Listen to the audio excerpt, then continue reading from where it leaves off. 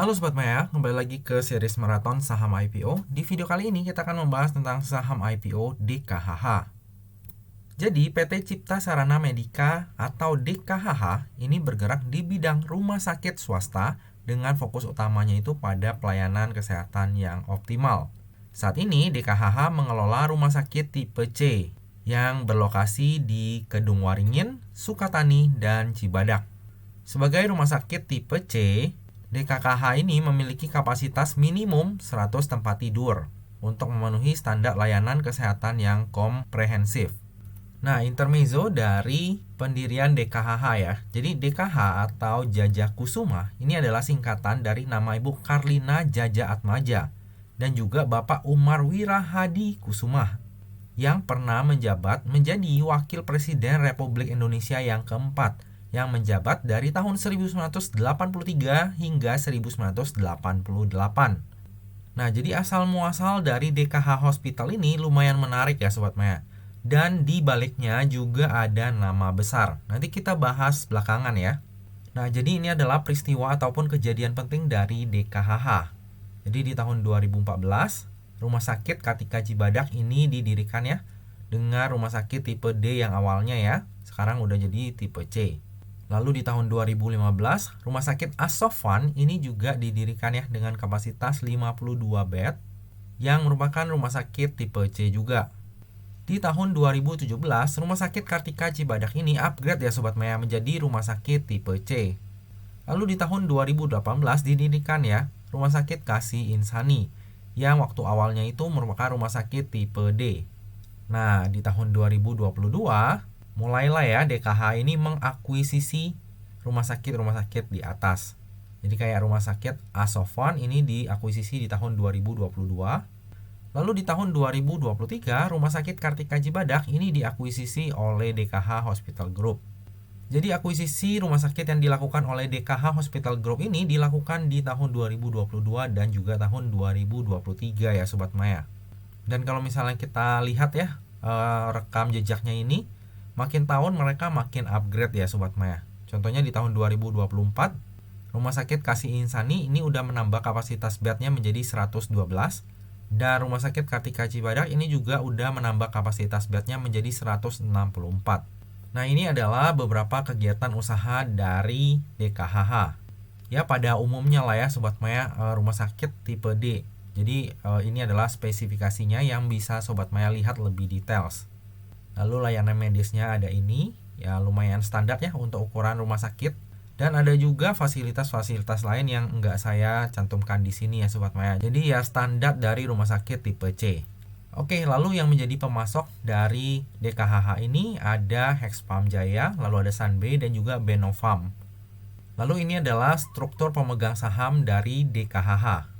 Jadi untuk pemegang saham terbesarnya ini dimiliki oleh PT Siliwangi Jaja Kusuma Hospitals yang memegang ini hampir 100% kepemilikan saham ya Sobat Maya. Lalu berikutnya ada Bapak Rahim Willis yang memegang 2000 lembar saham. Jadi kepemilikannya hanya 0,0000 sekian persen ya. Lalu di dalam IPO-nya DKHH ini juga akan ada lock up period ya Sobat Maya, selama 8 bulan dari semenjak DKHH ini listing di bursanya kita. Oke, kita lihat lebih lanjut mengenai pengendali dari DKHH ya, yaitu Bapak Iqbal Rahim Willis. Nah, Bapak Iqbal Rahim Willis ini adalah sekaligus komisaris utama dari DKHH. Hingga saat ini Bapak Iqbal Rahim Willis ini memegang beberapa peranan penting ya di PT-PT lainnya. Sobat Maya bisa lihat di sini juga. Dan kalau kita breakdown Sobat Maya, kita bisa lihat di sini ya.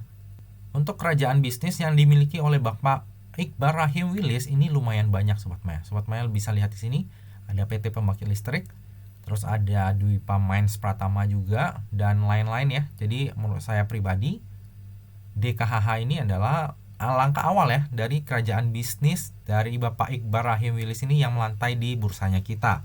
Enggak menutup kemungkinan ke depannya akan ada IPO lain dari grupnya Bapak Iqbal Rahim Willis ini. Nah, yang lumayan menarik juga di sini Sobat Maya, Bapak Iqbal Rahim Willis ini adalah menantu dari Bapak Umar Wirahadi Kusuma. Jadi Bapak Iqbal Rahim Willis ini adalah menantu dari mantan wakil presiden kita Sobat Maya. Dan menurut saya ini lumayan menarik ya Sobat Maya. Karena kita tahu sendiri kalau yang namanya saham IPO itu kita juga lihat siapa sih pengendali di balik perusahaan tersebut. Dan menurut saya pribadi, Bapak Iqbal Rahim Willis ini harusnya lumayan strong ya posisinya. Oke, lalu berikut ini adalah laporan laba rugi dari DKHH. Bisa kita lihat di sini dari tahun 2021 ke tahun 2022 ini terjadi penurunan pendapatan ya Sobat Maya. Hal ini tentunya wajar karena di tahun 2021 ini adalah waktu ataupun masa di mana COVID itu lagi tinggi-tingginya ya Sobat Maya. Dan kita ingat bahwa yang namanya kapasitas rumah sakit itu pada terbatas ya, jadi full. Makanya pendapatan dari rumah sakit itu meningkat tajam di tahun 2021. Namun di tahun 2022 ketika COVID itu udah mulai mereda dan new normal itu udah mulai diberlakukan, tentu saja pendapatan dari rumah sakit berkurang. Namun hebatnya di tahun 2023, pendapatan dari DKHH ini meningkat 30% Sobat Maya. Jadi lumayan signifikan. Hal ini tentunya nggak terlepas dari peningkatan kapasitas di rumah sakit yang dimiliki oleh DKHH. Lalu di tahun 2024 di periode yang sama ya, kalau misalnya kita bandingkan antara tahun 2023 dengan tahun 2024, ini pendapatannya juga naik. Jadi most likely pendapatan di tahun 2024 akan lebih tinggi daripada tahun 2023. Nah, hal ini adalah hal yang baik karena kita tahu sendiri bisnis rumah sakit itu adalah bisnis yang nggak pernah mati ya Sobat Maya. Dan harusnya terus bertumbuh dari tahun ke tahun. Jadi dari sisi pendapatan ini bagus ya Sobat Maya. Cuma sayangnya kalau misalnya kita lihat dari sisi laba bersihnya, ini malah terjadi penurunan ya dari tahun ke tahun. Dari tahun 2021 ke tahun 2022 terjadi penurunan. Dari tahun 2022 ke tahun 2023 di mana pendapatannya itu naik, ternyata labanya itu nggak inline dengan pendapatannya Sobat Maya. Malah laba bersihnya ini berkurang ya di tahun 2023. Dan di periode yang sama di tahun 2024, sepertinya laba bersih dari DKHH ini juga akan semakin berkurang Sobat Maya. Nah, hal ini salah satunya disebabkan karena beban pokok pendapatannya yang semakin meningkat. Jadi ini adalah salah satu PR ya dari DKHH ini. Kedepannya apakah bisa mengatasi hal ini? Kalau misalnya bisa, maka akan bagus banget Sobat Maya. Labanya itu akan meningkat secara signifikan. Kenapa? Karena pendapatannya naik.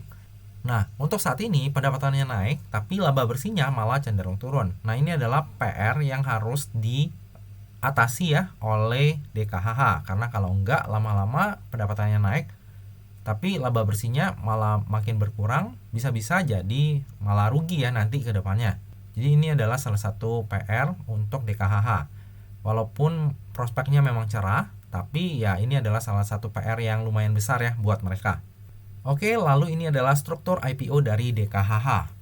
Jadi sebanyak 530 juta lembar saham atau mewakili sebanyak 20,78% dari modal ditempatkan dan di store penuh yang akan ditawarkan kepada masyarakat. Untuk harga penawaran IPO-nya sendiri itu ada di harga 132 Sobat Maya. Jadi ini udah masa offering, harganya udah final di 132. Lalu untuk dana yang akan dihimpun dari IPO-nya DKHH ini adalah sebanyak 69,9 miliar. Lalu bersamaan dengan IPO ini juga akan diterbitkan waran seri 1 dengan rasio 2:1. Nah, hal ini adalah hal yang menarik ya Sobat Maya karena tentunya dengan adanya waran bisa meminimalisir resiko kerugian kita di IPO-nya DKHH ini. Lalu nggak kalah menarik, harga penebusan warannya itu ada di harga 155. Jadi ketika misalnya nih DKHH ini ARA di hari pertamanya itu udah naik 35%, maka warannya harusnya akan terbang tinggi juga. Tapi itu dengan catatan kalau misalnya induknya ARA atau naik tinggi ya. Kalau misalnya induknya turun ya mungkin warannya bisa cenderung agak rendah ya harganya. Tapi again, kalau ada waran, itu saham IPO menjadi lebih menarik Sobat Maya.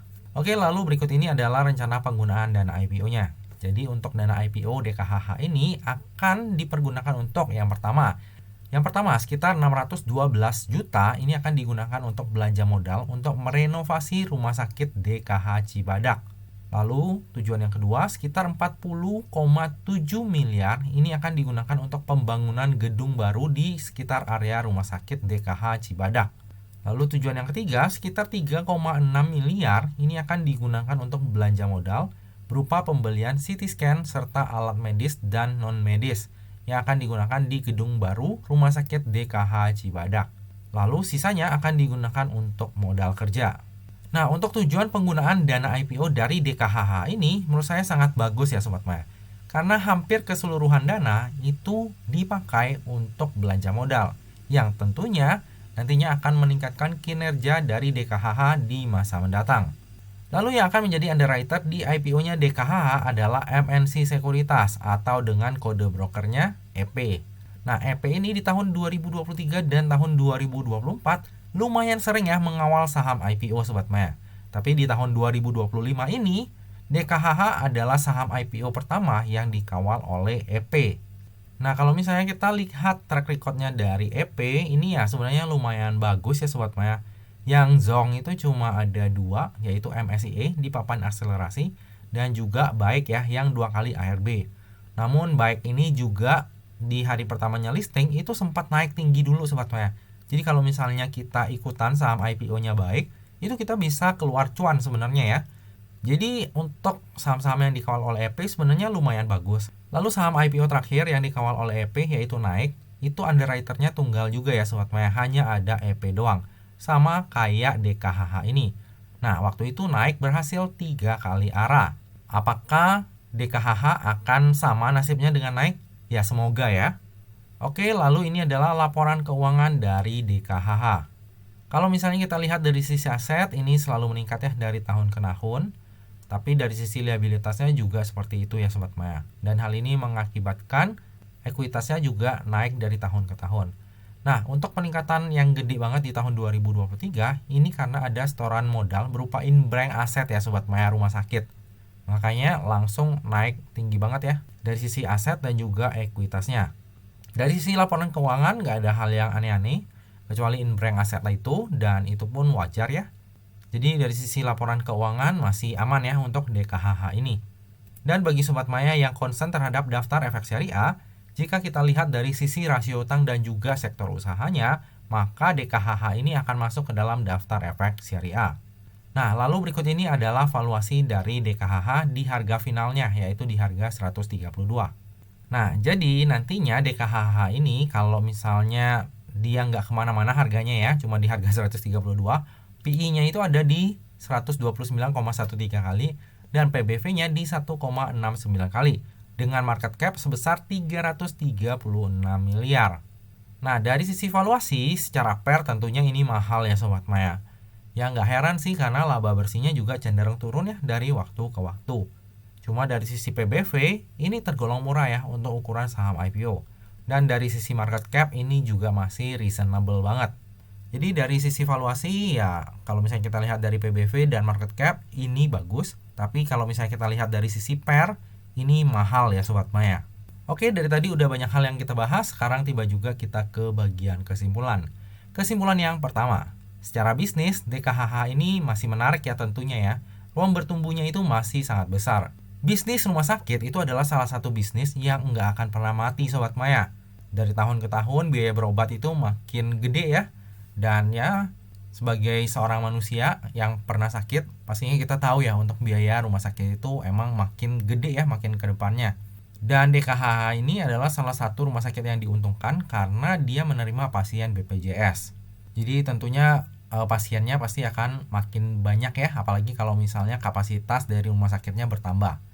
Nah, karena ini adalah salah satu bisnis yang bagus, makanya mostly valuasi dari saham rumah sakit di IHSG itu mahal-mahal Sobat Maya. Sobat Maya coba lihat deh, valuasi dari rumah sakit yang ada di IHSG itu mahal-mahal banget valuasinya Sobat Maya. Karena ya emang kayak gitu ya. Ini adalah salah satu bisnis yang kalau misalnya bisa dimiliki ya itu oke banget karena cenderung naik ya dari tahun ke tahun. Lalu dari sisi pendapatan, DKHH ini bagus ya karena cenderung meningkat dari tahun ke tahun. Namun dari sisi laba bersih perlu lebih ditingkatkan ya karena saat ini belum inline Sobat Maya dengan kenaikan pendapatannya. Jadi pendapatannya itu naik tapi laba bersihnya malah cenderung turun. Nah, kalau misalnya hal ini bisa diatasi oleh DKHH ke depannya, bukannya nggak mungkin ya DKHH ini akan menjadi salah satu growth company yang bisa kita perhatikan. Kesimpulan yang kedua, valuasi dari DKHH ini tergolong mahal ya untuk ukuran saham IPO jika kita lihat dari sisi PER. Namun dari sisi PBV masih cenderung murah. Lalu untuk tujuan penggunaan dana IPO-nya bagus banget ya, karena hampir keseluruhan dana IPO-nya itu dipakai untuk belanja modal, yang tentunya akan berpotensi untuk meningkatkan kinerja DKHH di masa mendatang. Kesimpulan yang ketiga, underwriter dari IPO-nya DKHH adalah EP. Nah, track record EP dalam mengawal saham IPO ini cukup bagus ya Sobat Maya. Saham IPO terakhir yang dikawal oleh EP saat menjadi underwriter tunggal itu adalah naik dan berhasil 3 kali arah. Semoga aja di IPO-nya DKHH ini akan seperti itu juga ya. Kesimpulan yang keempat, bersamaan dengan IPO ini terbit pula waran seri 1 dengan rasio 2:1. Hal ini tentunya membuat IPO DKHH menjadi lebih menarik ya Sobat Maya, karena dapat meminimalisir resiko kerugian di IPO-nya DKHH. Kesimpulan yang terakhir, saya sendiri akan memanfaatkan momentum IPO ini untuk mendulang cuan. Kalau misalnya kita lihat dari sisi IPO-nya ya Sobat Maya, kayaknya saham IPO rumah sakit yang nggak kasih cuan itu cuma pre deh. Sisanya kayak BMHS, terus ada RSCH, itu semuanya kasih kita cuan Sobat Maya. Jadi untuk bisnis rumah sakit yang IPO menurut saya lumayan bagus ya. Lalu orang yang dibalik DKHH ini juga menurut saya orang yang kuat, punya posisi. Jadi harusnya ya minimal hari pertama bisa dijaga ya. Lalu untuk tujuan penggunaan dana IPO-nya juga bagus banget. Lalu underwriter-nya juga ya lumayan oke ya. Saham terakhir yang dikawalnya itu berhasil 3 kali arah. Dan yang paling bikin saya yakin untuk ikut IPO ini adalah adanya waran dengan rasio 2:1. Jadi at least kalaupun misalnya warannya di opening nih minus ya, ataupun opennya itu merah, kita masih ada bumper dari waran. Jadi menurut saya ya ini mah salah satu saham IPO yang menarik ya untuk diikuti, apalagi dia akan listing sendirian. Tapi seperti biasa ya Sobat Maya, yang namanya saham, terlebih saham IPO, itu nggak pernah luput dari yang namanya resiko. Jadi bagi Sobat Maya yang mau melakukan order saham IPO DKHH, pastikan Sobat Maya melakukan order sesuai dengan resiko yang siap untuk Sobat Maya tanggung ya. Lebih lengkapnya nanti saya akan order berapa untuk saham IPO DKHH ini akan saya share di tab community untuk Sobat Maya pengembangan dan juga utama. Nah Sobat Maya, demikianlah video review saham IPO DKHH. Semoga aja video ini dapat bermanfaat bagi Sobat Maya semuanya dan dapat menjadi bahan pertimbangan nih. Apakah nantinya Sobat Maya akan membeli saham IPO DKHH atau enggak. Nah Sobat Maya, akhir kata, jangan lupa untuk selalu jaga kesehatan, jangan lupa untuk selalu bahagia, dan semoga perjalanan investasi kita selalu cuan bareng-bareng ya. Sampai jumpa di video review saham IPO selanjutnya. Dah.